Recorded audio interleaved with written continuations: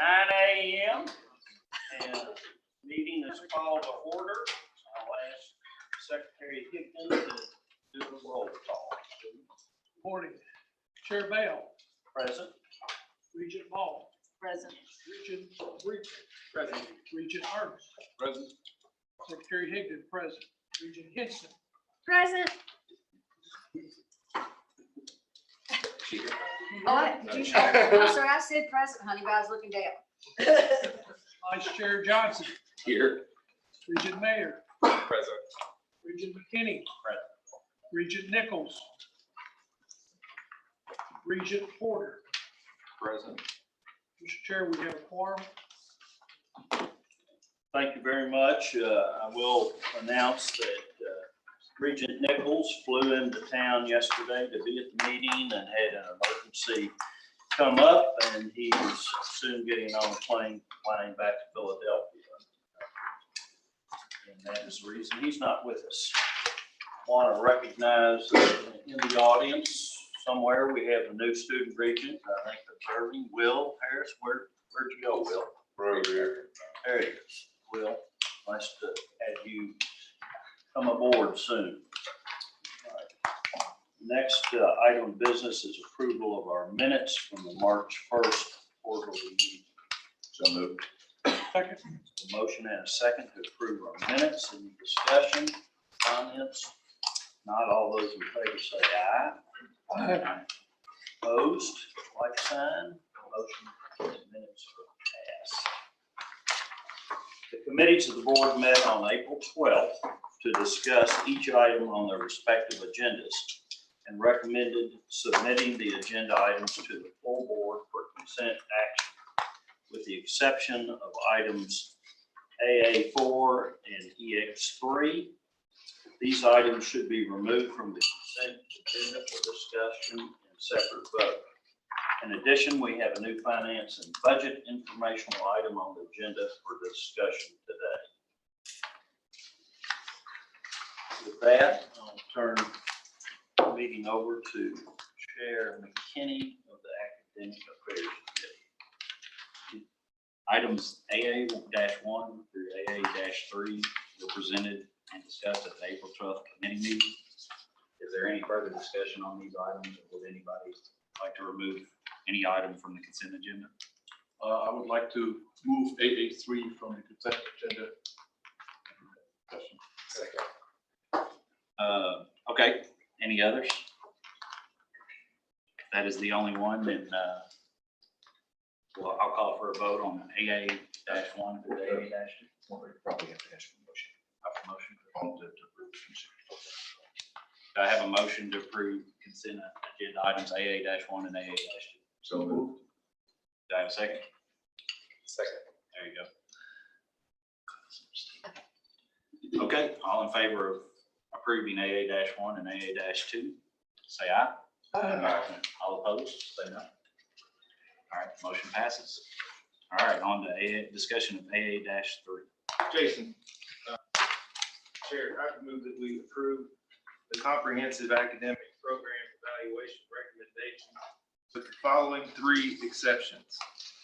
042 MAE and Education and Behavioral Science Studies, 447 minor in Religious Studies, 318 minor in Astronomy. For further review, and that they be referred to the provost, provided that the provost recommends this action. Okay, that is my motion. I have a motion on the floor. Do I have a second? I'll second. All right, do you have a second?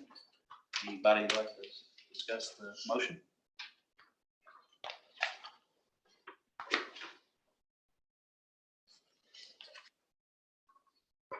Could we ask the provost to? Sure. Could you answer questions on this?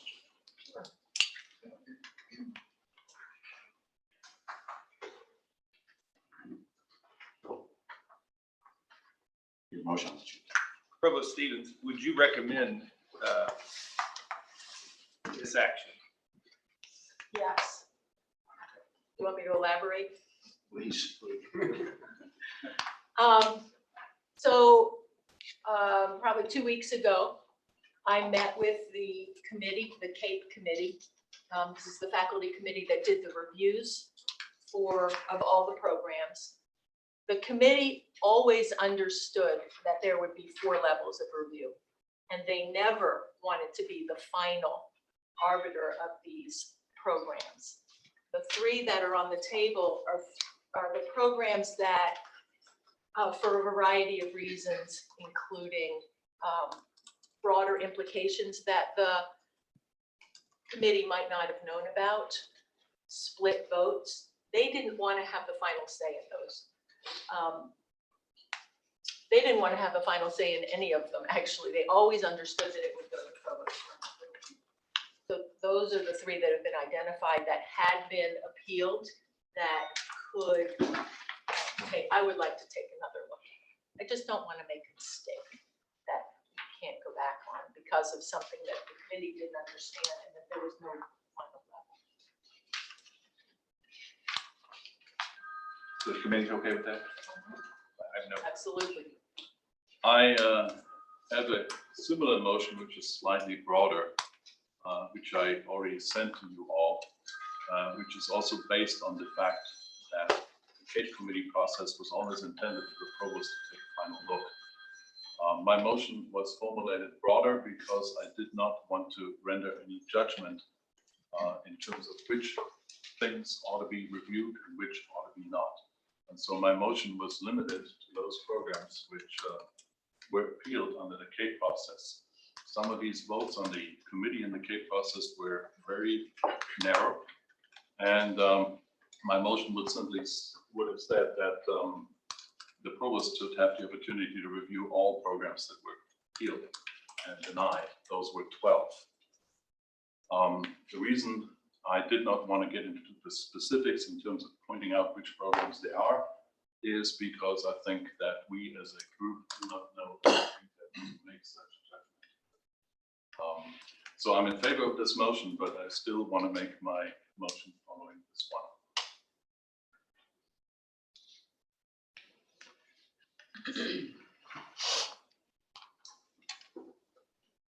So are you making a motion? Well, there's a motion on the floor, so. You can't make that, okay. Any further discussion? Okay, well, all in favor of the motion on the floor, say aye. Aye. All opposed? All right, motion passes. I would like to make the motion that several programs decisions were appealed during the CAPE process, and the recommendation to suspend was upheld by the CAPE committee. The motion is to allow Provost Stevens to review these recommendations of the CAPE committee and make a small limited number of changes if the provost believes that these changes are in the best interest of WKU. This review should be completed before our June meeting, where Provost Stevens will report to the board about such changes, if any occurred, and why they're warranted. I have a motion. I have a second. All right, would anybody like to discuss the motion? I want to give some arguments which go a little bit beyond the arguments which were just given. So the CAPE review always was intended for the provost to have the final say. In the university, it is common practice that curricular items are passed through a chain of faculty committees, end up in the University Senate, and the University Senate makes a recommendation to the provost, who then either accepts or rejects or suggests modification of these proposals. And the CAPE review should have followed the same procedure. Due to some unique circumstances, that was cut short and this step was eliminated. I'm aware of some other programs which were not along this list, which David just mentioned. And to just give you an example why one might want to make changes, it's as follows. The CAPE review used enrollment data as of fall 17. So this data is now basically a year and a half old. And for example, there are minors which have seen since that time a healthy increase in enrollment. I have given numbers from a program, I'm not going to name the program, but for example, there used to be in fall 17, there used to be 12, now they're 25. No, 22, sorry. And then other one, they were 17, now they're 25. If these, if the forecast would be that these growth rates would be sustained, then I think there's no reason to eliminate such programs. As a final thing, and that's something most of you will not be aware of either, is the following. If you're going to eliminate a minor, then there are zero savings usually associated with this. Because if the minor exists, there exists a major. And all the courses that need to run for the major essentially can accommodate a handful of students who take the minor. So cutting a minor does not eliminate any course offering at all. And so basically having these minors is zero expense to the university. It gives some students some additional choices they do not have otherwise. And because of that, I believe that it is reasonable to allow the provost to review all programs that were contested in that review process and see if she wants to make changes to that. As I said before, those were 12. Klaus, I'm happy to review the programs that he's suggesting. I'm not going into this with the expectation that I'm going to override what the committee did unless there's some reason beyond what they would know or understand. I disagree about your comment about no cost, because in fact, if you do have a major and a minor with 25 students enrolled in it, you might have to offer a second section, and that does have cost associated with it. I don't disagree with that. It depends, and that's what your That's review right, it will does uncover. A handful, it probably doesn't make a difference, but if you have a large minor, it does cost. But if you do have a large minor, that shows interest.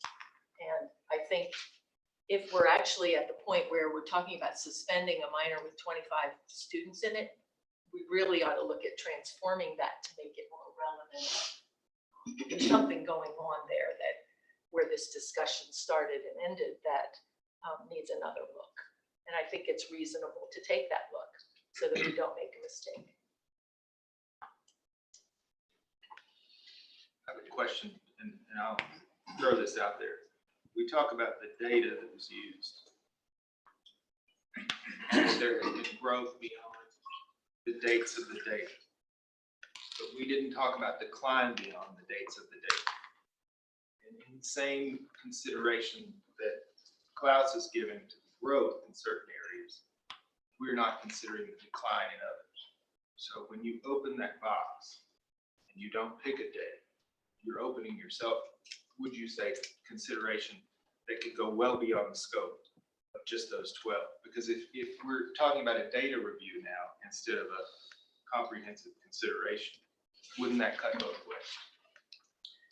That's true. As dean, when I did these reviews, I had a program that was, in my mind, questionable, and I recommended a transformation, and in some cases, just some efficiencies put in place. I also put a statement in there that said re-review in 2 years. Because I think that if we have programs like this that are questionable on the line, may not be time to suspend them. Try and do something so that they become relevant, that we can increase enrollment, that they bring in a return on investment. But if they can't do that in 2 years, then we take another look and then we go back to suspend. So as a follow-up, what you were saying is that you gave your faculty an opportunity to make it a transformational process. Yes. And in some cases, they may have declined to do that or chosen not to. I didn't actually ask. I did say that, I'm trying to think of an example. One of the ones on the list, that of your 3, there were 2 minors. And I recommended suspension of one and transformation of the other because I believed that it would be a stronger minor if they would transform one to include options for both, rather than have 2 separate ones. the committee came back with suspend both. And in something like that, I would have put a qualification that said re-review in 2 years in 2021 to make sure that they had done what was asked of them. But I didn't actually ask them if it was okay.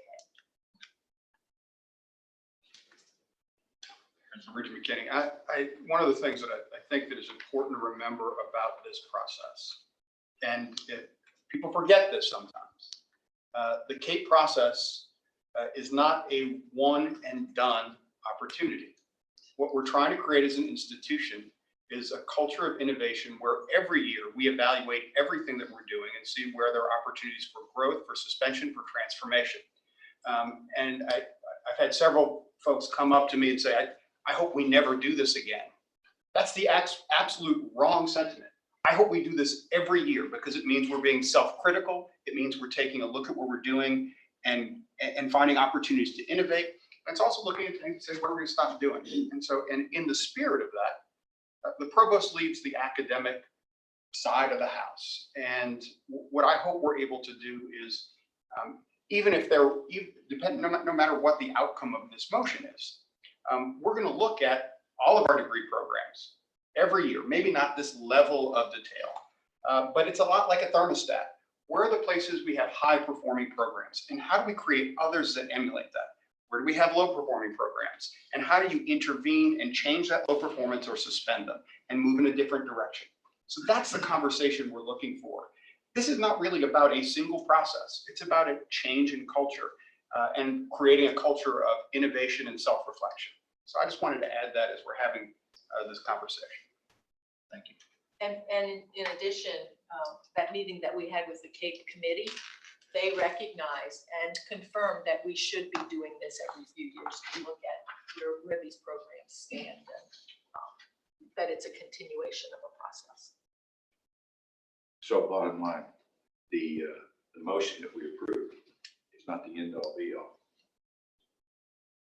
So this particular motion, I guess in my judgment, wouldn't add anything to what we've just approved.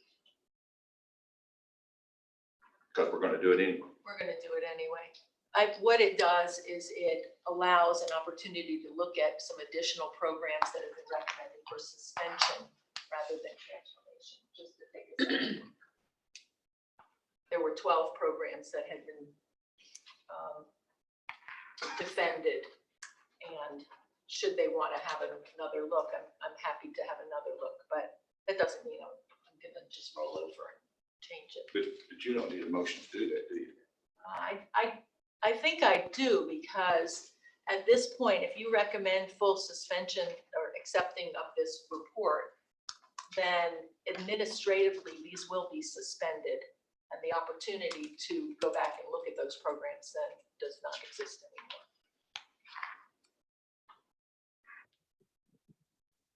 Well, I guess my thought is that I prefer to go back to what the committee did. I mean, it spent how many months doing what it did and how it accomplished its task. And I think it's come forward to this board, to the administration, very reasonable, well thought out, and well documented recommendation. And I understand the conversations with respect to the three. I think going beyond the committee's recommendations is not something we should do. Except that you have indicated that you've communicated with the committee and that it's not the intention that necessarily be the final word. They always understood it would be a recommendation. Yeah, I'll disagree and say that we should put forth the motion because one, we put through the past motion, so that's going to pull those 3 programs out. And if we need the motion to get the rest for the other 9 programs to meet the 12 that were contested against from the committee, then I think we should go ahead and approve that so that she has the opportunity to look at those. Yes, we're not undermining the CAPE work, the CAPE committee's work. I think they did a phenomenal job this entire year. They went through, did their due diligence and did what they were set out to do.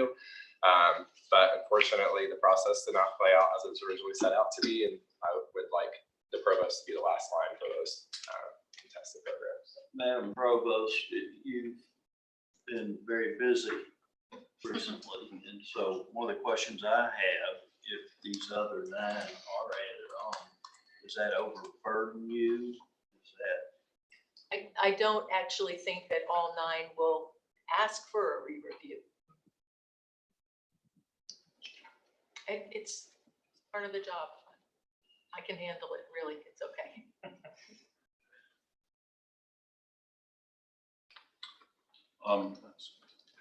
The reason I formulated the motion as I did was because I did not want it to be specific, because that amounts to be playing favorites. And that's why I wanted to have this motion in a very general context. I don't know how David Brinkley came up with those 3. I was aware of those 3 as well, but I did not want to specify particular programs for the reason, because that just means that maybe those people contacted me and others did not.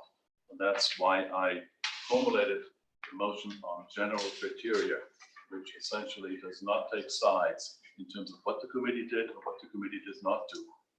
And this is not meant to slight the work of the committee. One of the things which also needs to be said, the review process and the contestant of those decisions was not a months-long progress. So the departments were informed, and then they had 2 weeks to respond. And one of those 2 weeks was spring break. So the defense they may have put together may not have been the optimal one. And again, this motion says that I or the faculty trust the provost to do this in a way that is beneficial to them.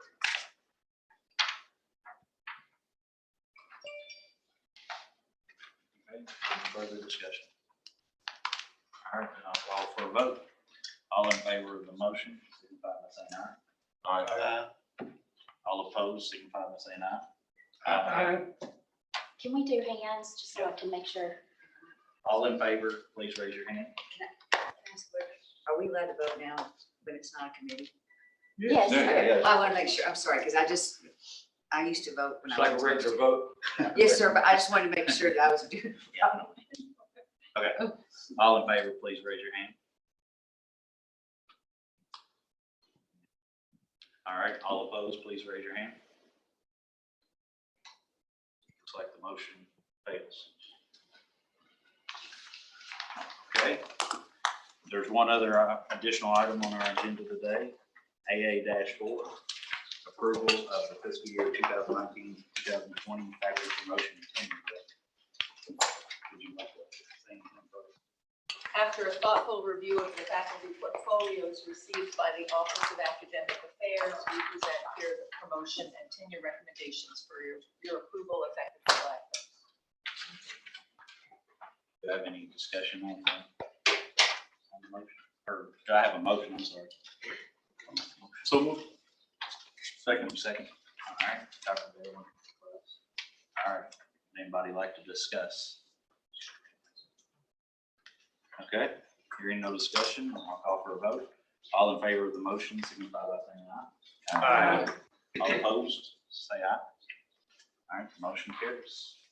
That concludes the academic affairs. All right, thank you very much, Regent Kenny. And with that, we'll move on to the executive committee. Items 1 and 2 were presented and discussed at the April 12th committee meetings. Is there any further discussion on these items? If not, I will entertain a motion. Motion for approval?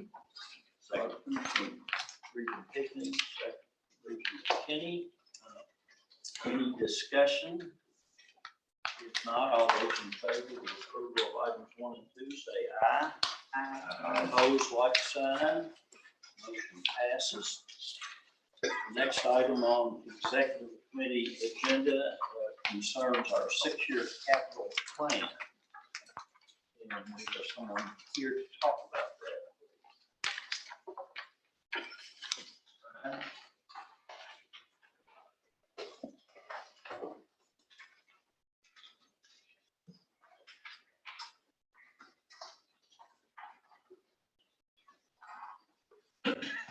Brian informed me before the meeting that, while the school year ends, his busy season begins. Yeah, starting on Monday, we have lots of summer projects this year that are needed. We try to do those projects when we're least busy on campus. Very important we get those done each year. Good morning and appreciate the time. We have in front of us our 6-year capital plan. I like to refer to those as a needs assessment for the university. The needs assessment that we go through a process where we request information from our leadership. Usually that would go to the deans of the department. From the deans of the department, it goes down to the department heads. We look at our 6-year capital plan. We look at our facilities assessment that we completed 2017. And then from that, we develop a list of projects for the university that are important, needed, and these are requests for authorization to the state. It is a requirement of the state to do this assessment and present to them things that the university would like to get authorization for funding. It doesn't mean we have funding for these projects. It only means that we have requested authorization. And so with that, I'd like to make the request that we approve the list, or if you all have questions, be welcome to answer any of them. Regent Bale, may I add, one of the interesting things that I've learned in the past 2 years is the importance of this list, not as things we're going to do in the next 6 years, but a wish list that creates flexibility in case there's an opportunity to pursue a project. And so there are things on here for which we don't have funding, where we might want to move in that direction if we had it. But just asking gives us the flexibility. For example, if there were a donor that wanted to make a lead gift, we could move forward without having to wait to the next cycle, which happens again in 2 years. So this just provides the institution flexibility. I would like to reiterate for everyone that our highest priority for a building that might be constructed by the state continues to be a new facility for the Gordon Ford College of Business. That's been #1 on the list for several years. But as of now, obviously, we don't have state approval or investment to do that. But this just gives us the flexibility to be able to raise money and determine donor interest, or think about other innovative ways we might be able to move forward on some construction projects. Any comments? Question. Brian, I only have one question, and it's just for the record. There are 2 conflicting line items that I know that's been mentioned maybe in the media this week, but just for the record, there's a renovation item of $6 million for Tate Page Hall. I'm sorry. Yeah, demolition item of $6 million for Tate Page. And on the same list, renovation of the same building. Yeah, just for the record, elaborate as to why that's there and if you think. Here is what we have, is that for years, the master plan has indicated that Tate Page Hall is a building that the university has decided they would like to remove from our inventory. The small amount of money that we have for renovation is in the event that there needs to be some upgrades done to the building. The building's primary electric is in need of replacement, which could easily be that $1 million mark. We could also have a roof failure, but we have to protect the plant. The requirement of the 6-year capital plan says we must have a plan or request for any projects that we anticipate over $1 million. And so that's why that's on there. We have had this project on the list maybe the last 10 years or more. And so we have both. And so, no, it's really not a confusion. It's only, again, asking for authorization. We try to anticipate if funding became available and Tate Page was available to be raised, we might execute that option with board approval. Thanks, sir. Any other comments, questions? In our current fiscal situation, it seems almost ironic to compile a list of $800 million plus to like a little Christmas list, you know. One of the things I'm concerned about is that if we approve this, this doesn't mean that we approve any such project which might come forward. So I just want to have for the record that like, for example, there's a parking structure which says agency bond, which would mean that we would have to do the bonding for this, is my understanding. And I'm currently not in a position where I would say that we should do such a thing.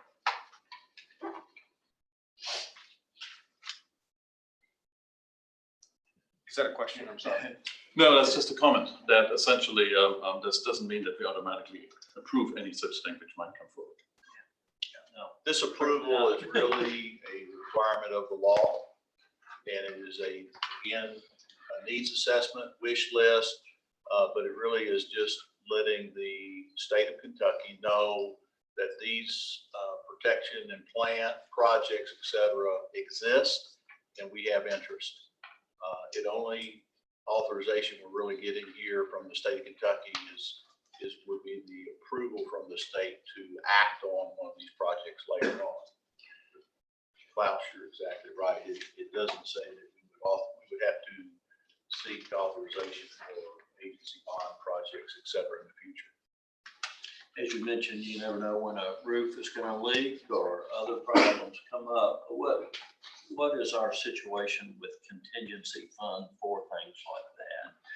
Each year, I'm going to say in prior years up to this year, we have a critical needs fund that is provided to the Department of Facilities. That funding is approximately $1.4 million. We have a critical needs committee. We have lots of items that are on that list. We far exceed our needs with funding, but we strategically use those funds each year to fund summer projects, particularly. For instance, Grice Hall is receiving a $500,000 air handling unit for that particular facility. That is unit number 4. We have each past years, we have made improvements in indoor air quality. It's one of my goals for the university is to continue to improve indoor air quality. Jones Jaggers received funding, $350,000 one year to replace their system, air handling system, but it also conditioned the outside air. That building did not have that capacity, but it improved the indoor air quality. We've done that with some other buildings on campus. We'll continue to do that. And then on roofing, it's not unusual, roof anymore. I have deferred maintenance at the Nicely Center, for example. I have a section of roof that's $560,000 that needs to be replaced. We do not have funding. Good example, Dill Arena, we've identified, and we actually had water coming in during a ball game. That's $1 million project that needs funding. We don't have that funding. It exceeds our capacity. This summer, we're doing about a $350,000 to $400,000 steam line replacement in 3 different locations on campus. That is an absolute, that rises to the top, because what we try to do is prioritize operational reliability. And so we must keep our buildings functioning. Without that steam, we wouldn't be able to heat our buildings in certain areas. We had a failure this year that was critical outside of this building that potentially could have stopped heating of all of our campus to the south. It was, thank goodness, it was something that could be repaired in a relatively short period of time and did not impact operations. But that's the type of failure that is not predictable, because almost all of our infrastructure has passed its useful life, and useful life is a predictor on systems that were put in the ground or based on a piece of equipment that have so many years of useful life. And after that useful life, you are just on good maintenance, good repairs, but it could fail. And a good example is Thompson Complex Center Wing, which is now Kelly Thompson Hall. We were built in 1967. We have just got our certificate of occupancy for that building, and it will be reoccupied. But we were losing systems. We had never replaced the roof on that building since '67. It's received a new roof, new windows, all new HVAC equipment. We put all new lighting. Did we touch everything in the building with the amount of money we had? No, but it's going to be a much improved, more reliable facility. That's the type of projects that we prioritize. Hey, President Cavoni, I think you want. I do. One of the conversations that we've been having as with our sister institutions and our presidents at the system level is around asset preservation as a system. The total for all of our universities across Kentucky is in the multiple billions of dollars in terms of state assets that are in need of repair and preservation. So I think that in the next legislative session, which is a budget year, that is likely to be one of the prime conversations among all of our institutions. We have to take care of the assets that we have. At the same time, we can't lose sight of the fact that we also need new facilities sometimes. So I want to be mindful, and we could invest millions of dollars, and you wouldn't see one thing from that investment, but it would make us a stronger institution. But you can't only do that. You also have to be willing to raise and replace, which I think will be part of our conversation going forward. Okay. I do have one more academic building project we're doing this summer that just came up. Our Fine Arts Center. We have one side of the building, all 4 floors, the processed water or chilled water system lines that are in that facility. We have critically failed on 4th floor. That means we have holes in the piping. It is corroded to the point. We have a project that we implemented in a short period of time to replace that piping. But we have 3 more floors that is another $120,000 it would take, but we're not able to do that this summer due to academic operations that we don't have the time. And so we're going to gamble a little bit and wait till next summer to do the next 3 floors. But they're at a critical level. And so we have a lot of those conditions in our older buildings where we can start springing leaks at any time. We are springing leaks in Fine Arts as we speak. That has caused some issues, and we are addressing that here very, very shortly. So that's the type of things that you all do not see, but it does appear, and those things come up frequently in an aging infrastructure. So Does wonders for your sleeping at night, I can see. fire. That's our number 1. All right, any other comments or questions before we ask for a motion? Mr. Chair, I move to approve the 2026 this year university. Second. Have a motion and a second to approve the capital plan as presented. Any other discussion? If not, all those in favor say aye. Aye. Opposed, like sign. Motion passes. Thank you all. Thank you, Brian. With that, we'll move to Regent Johnson and the Finance and Budget Committee. We have no action items on the agenda. We do have informational items for discussion, which is listed in the packet. So, President Cavoni. Thank you, Regent Johnson. I wanted to frame this information item for you. You will recall that we began about a year and a half ago a resource allocation and management process, affectionately referred to as RAMP. Some folks thought that was the new budget model. It was not the new budget model. We're thinking differently as an institution about the way in which we allocate resources. And so one of the things we've done is, number 1, had a process by which we had several committees working this year to surface and elevate recommendations around the formulation of next year's budget. The Executive Budget Committee made recommendations to me, the provost, and the CF.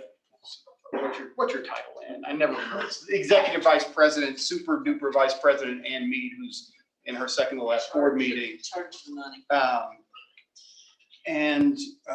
They made the recommendation around reduction allocations that about a third of them be applied to our 5 colleges and about 2/3 of them to our support and auxiliary units. We accepted those recommendations and we'll talk today about how those reduction allocations are allocated. You notice I'm not using a word today, and that is absolutely intentional. As an institution, our previous practice has been to identify things we were going to stop doing immediately when we had reduction targets. We're not going to do that this year. And the reason we're not is it's not strategically acceptable to do that. It doesn't make any sense for us to do that. We have 12 months to manage toward reduction targets. And so I want everyone to take a deep breath and know that next year's budget is about 0.5% smaller than this year's budget. If we can't manage through that without people's hair catching on fire or folks jumping off cliffs or thinking the sky is falling, we have a much larger problem as an organization. And so in the context of that today, what this enables is our academic leadership and our division leadership to have a number to which they will manage over the next 12 months. And that gives opportunities for cost avoidance, for cost savings, for capturing vacant positions, for making strategic decisions that allows for a unit to shrink its budget without doing things that affect the health long-term of the organization. Is a much more strategic process than having a number and then 2 weeks later having a list of things we're going to stop doing. So I wanted to talk a little bit about that. The other is, well, why do we know what the college's reductions are, but not for the support and auxiliary units? And the reason is, and the provost is prepared to talk about this after Ann, the provost and the colleges have a formula that is relatively easily applied to each of those 5 units. Whereas the auxiliary and support units have both a variety of functions, they're not common outcome metrics. And if you think about the work that we've done over the past 2 years in the budget, we need to make sure any reduction targets that we might allocate are sustainable for those organizations. So with that, I know this is a different conversation, it's a different process, and it's supposed to be different than we've done it in previous years. And so I look forward to hearing what Ann has to share with you. Okay, to fill in a few of the gaps, it is important to realize that changing this financial management approach is not something you necessarily achieve quickly, any more than when we had our discussions about implementing the new budget model. So the Division of Finance and Administration and the Provost's office will be both involved to help division heads and deans as necessary to step up the financial management skills and the monitoring that is likely needed that may or may not have happened in the past. So that's going to be important. Where we are right now is close to going to the printer with your budget that you'll approve June 21st. The estimated budget is $388 million, which is only $657,000 different than the budget you approved for the current year. Can you say that again? 657,000 in total funds. Now, you know, you're fully aware of how the budget is structured, and it's 0.5% for 1.9 million on the unrestricted budget. But sometimes the message on campus, even as I get into one of the items, which is the reduction targets, the number looks big. Psychologically, anyone in a department might go, OMG, how could we be implementing a $10 million reduction? We're a large budget. We're a large, complex budget with a lot of funding sources. So while the total budget is not changing much, we are down to the unrestricted budget, which is in fact 1.9 million overall. And then within the tuition, we obviously are projecting a decline in tuition revenue. The tuition revenue we're projecting was a process last February with the best information we had to say what looks like a conservative tuition estimate.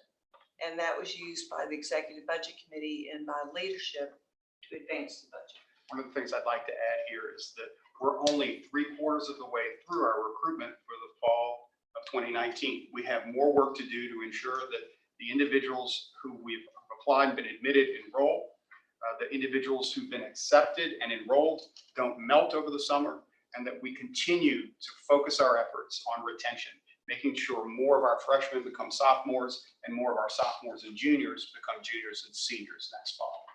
So we've got 3 more months to go, and everyone is focused like a laser on that effort.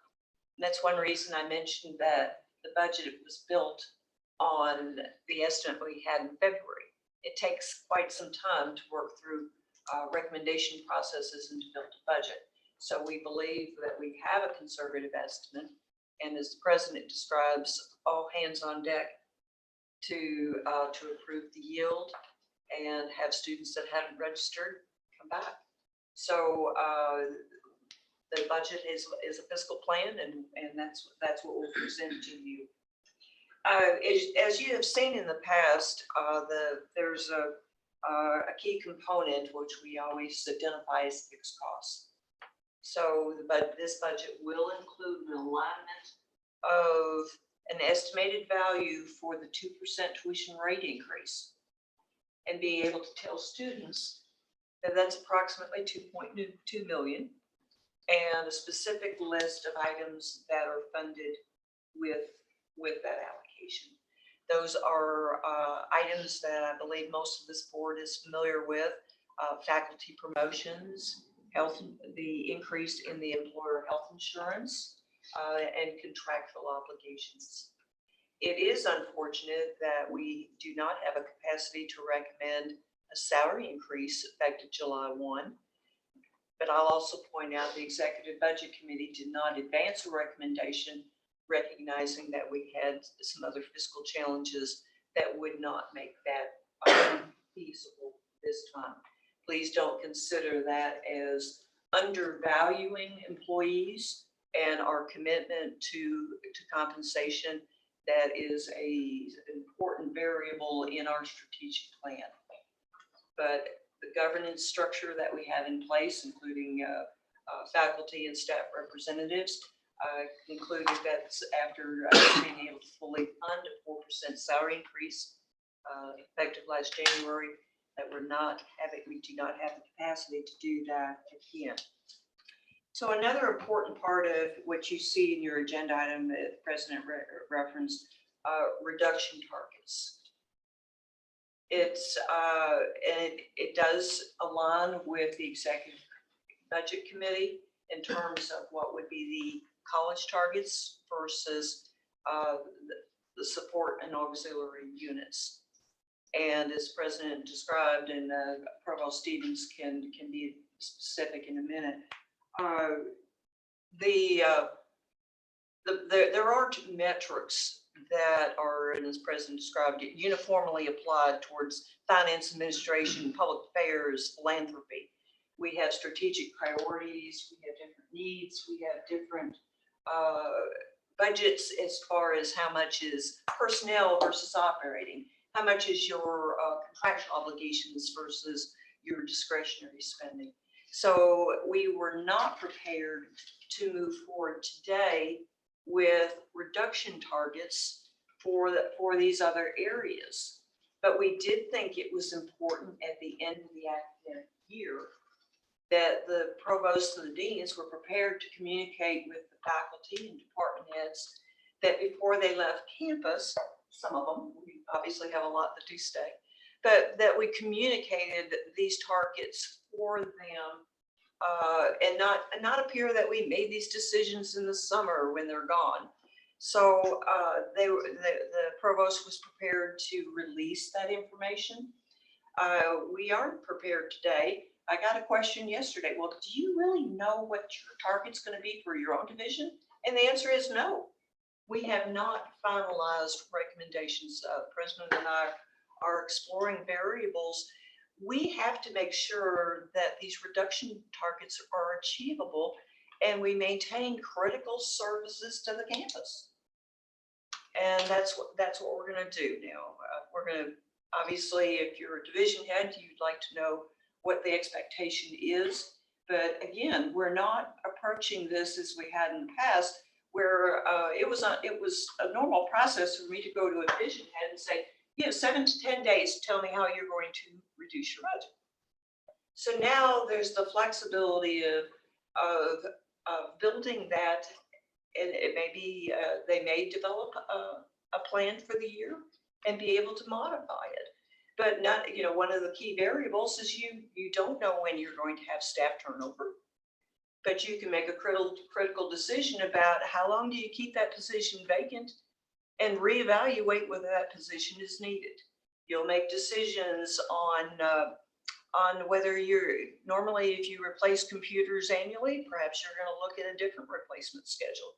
But these are the type of decisions that we want to be able to empower people closest to the programs to make. Now, I don't have a timeline today, but the president's committed that we're going to make a decision as quickly as feasible on the distribution of the rest of the reductions. They will be included very specifically in the budget we bring you on June 21st.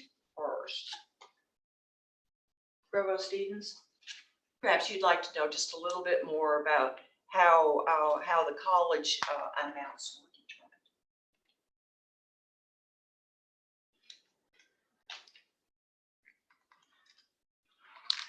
So President Caboni, I forgot who said it right already, indicated that the governance committee associated with this is the executive budget committee.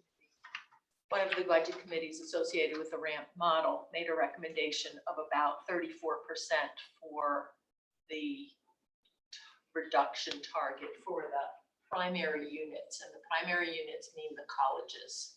So that worked out to be about $3.4 million. What we did, and I say we, that was essentially me and my budget manager, I don't know her, associate vice provost of money in academic affairs. We've got to do something about these titles.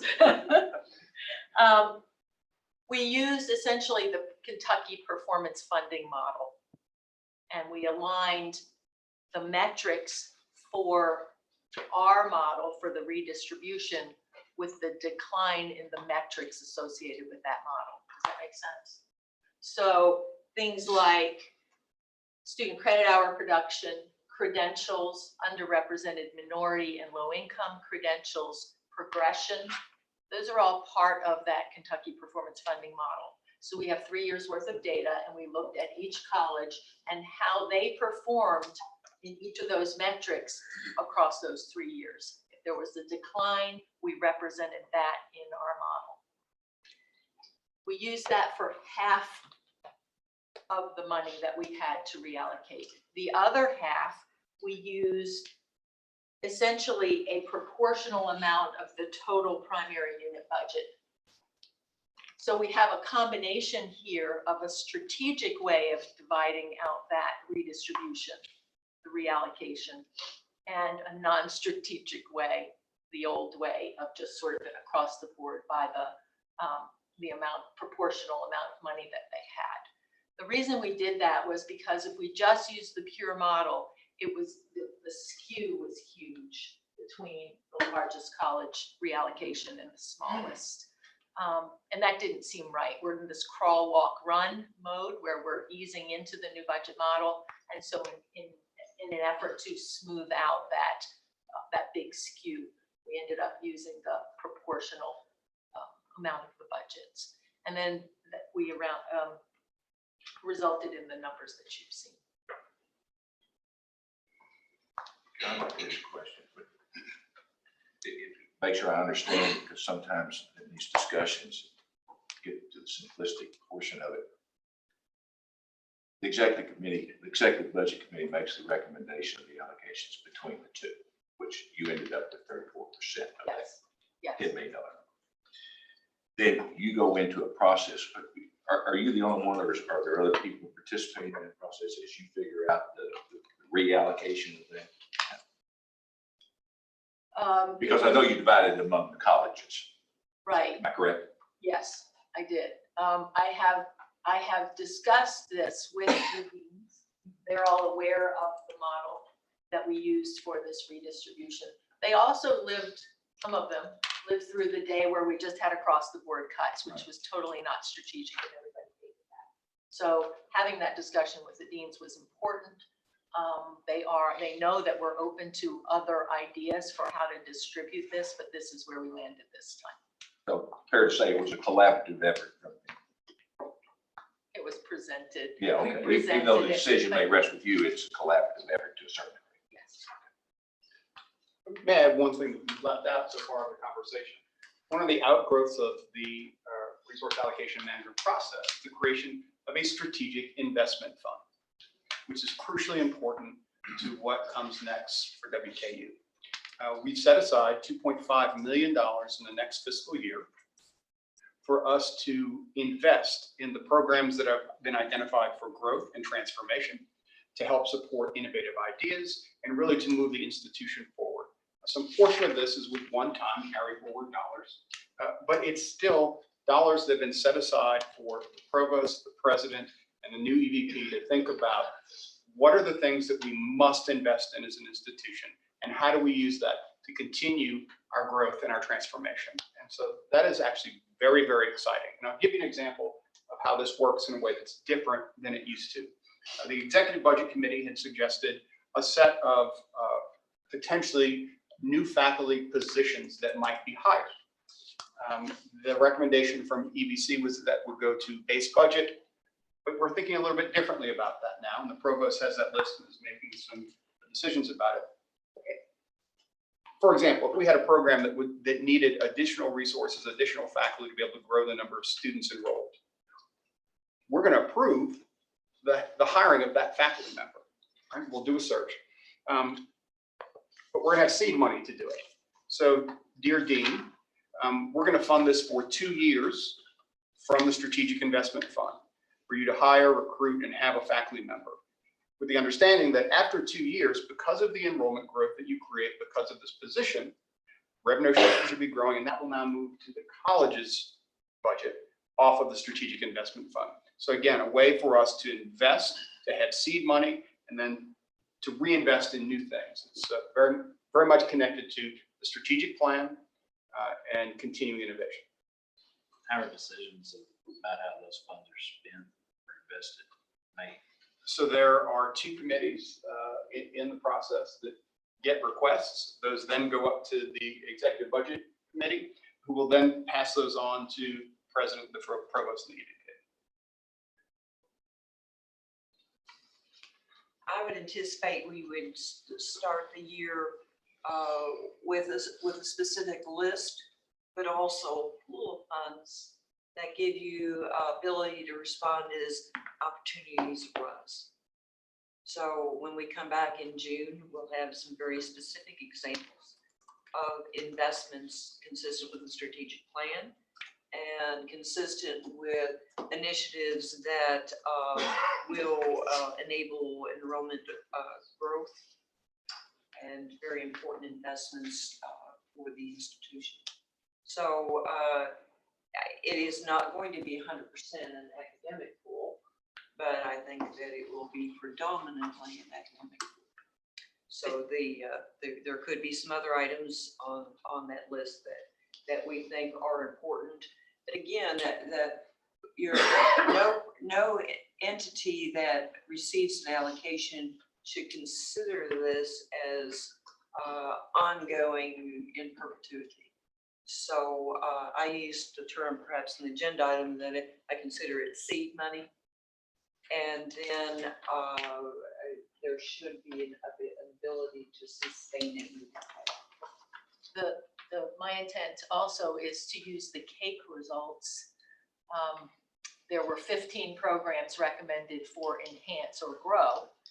And so I think we prioritize those, maybe 5 this year, 5 next year, 5 the year after, but identify how we can use this strategic investment money to help invest in those programs. And that investment might not be a faculty member.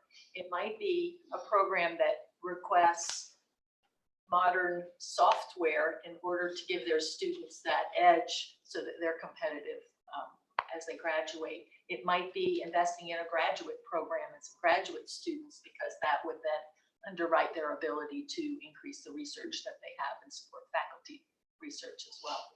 So there's different ways to look at that growth, and I think that money would be useful for that. And again, it's a 2-year commitment, because we would expect them to be able to grow and then reinvest in themselves. Taking the long view on all of this, I think as Regents, each one of us hopefully could argue that all this difficult work that you all have been doing really for the last couple of years is going to position Western to be able to compete and hopefully thrive in the future. We all know what the demographics are going to be like. There's a cliff out there waiting for people to fall off of who are not doing this type of difficult work, both in curriculum and budgetary management. There was an editorial in the Courier Journal a couple of months ago that talked about higher education and the value of it, which is difficult, arguably, to pinpoint exactly. But part of it was that higher education and liberal arts gives you the breadth and the depth to understand the complexities of this world in which we live. And I think this presentation is a great example of those complexities. And by having a broad education, you hopefully can develop some empathy and compassion for people in various situations with this. So with that, I thank you all. I thank the Budget Committee. I think Regent Johnson over the last couple of years has been carrying a heavy load with all the various people at the university. And I commend them for all this hard work that's put us where we are today. I'm sorry, you all. I'm done, thanks. Are there any other questions? Excuse me? Any other questions?